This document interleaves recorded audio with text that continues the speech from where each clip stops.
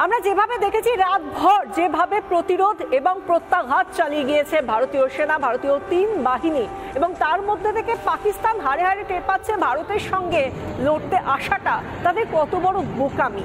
এবং সেই জায়গা থেকে তাদের যেভাবে আমরা দেখেছি ভারতীয় বায়ুসেনা কিভাবে তাদের যে এয়ার ডিফেন্স যে সিস্টেম, যে ব্যবস্থা, সেটা পুরোপুরি গুঁড়িয়ে তো দিয়েইছে, সেই সঙ্গে তাদের যে রেডার সিস্টেম সেটাকেও পুরোপুরি মাটিতে মিশিয়ে দিয়েছে। তিনটে অ্যাভাক সেগুলোকে পুরো মাটিতে মিশিয়ে দিয়েছে ভারত। তার সব কিছু মিলিয়ে এই মুহূর্তে দাঁড়িয়ে শুধুমাত্র ধ্বংসের চেহারা পাকিস্তান জুড়ে।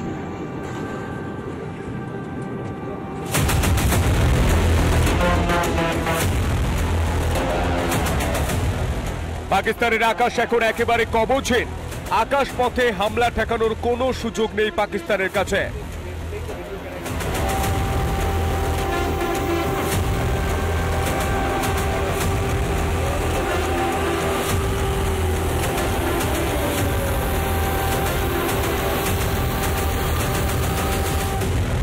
আকাশ পথে এখন একেবারে অরক্ষিত পাকিস্তান। পাকিস্তানের সব হুম্বিতুম্বির সুযোগ শেষ।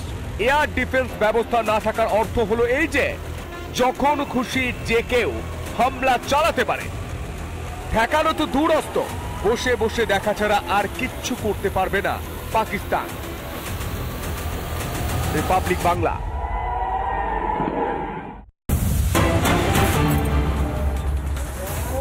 এই মুহূর্তে ব্রেকিং নিউজে নজর রাখবো আমরা। এবং এই মুহূর্তে যে ব্রেকিং নিউজ উঠে আসছে, পাক ড্রোন ধ্বংস করলো ভারতীয় সেনা।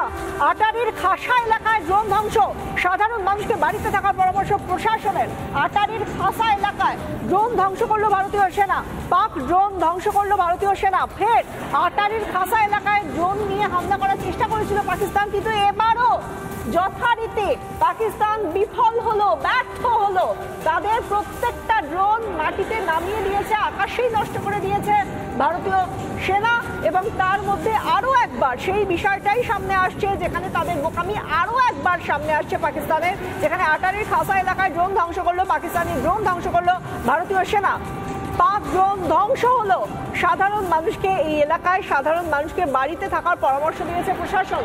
আটারি অর্থাৎ একেবারে বর্ডার, একেবারে যেখানে পাঞ্জাব আর পাকিস্তানের বর্ডার রয়েছে, সেই জায়গায় এইখানে দেখা যাচ্ছে ড্রোন ওড়িয়ে হামলা করার চেষ্টা করেছিল পাকিস্তান, সেই ড্রোন ধ্বংস করলো ভারতীয় সেনা।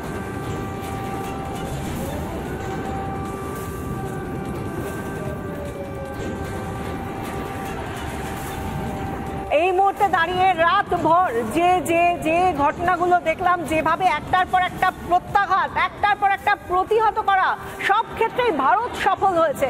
এবং ভারত কি করেছে, ভারত কি কি কোন জায়গায় কিভাবে কি করেছে, তার সমস্ত সাংবাদিকদের মুখোমুখি হয়ে তার সমস্ত কিছু খুঁটিনাটি জানানো হবে